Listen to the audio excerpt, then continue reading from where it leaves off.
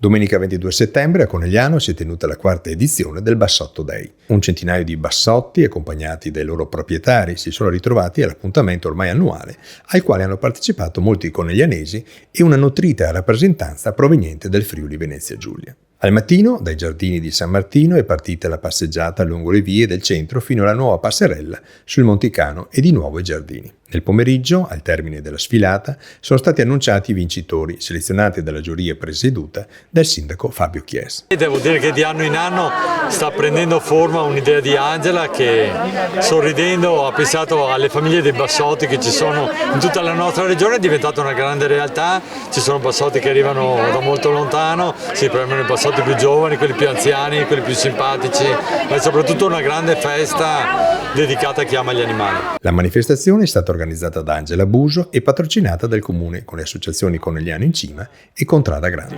Tanti bassotti simpatici, tanti bassotti belli,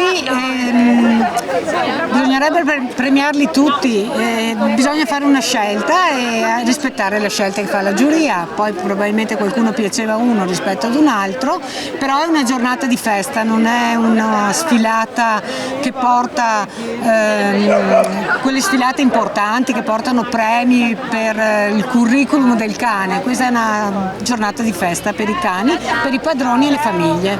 Le famiglie perché rivive anche il parco con questa vostra iniziativa. Oggi sì, è la prima edizione che facciamo in questo giardino che è molto bello perché i cani comunque sono liberi.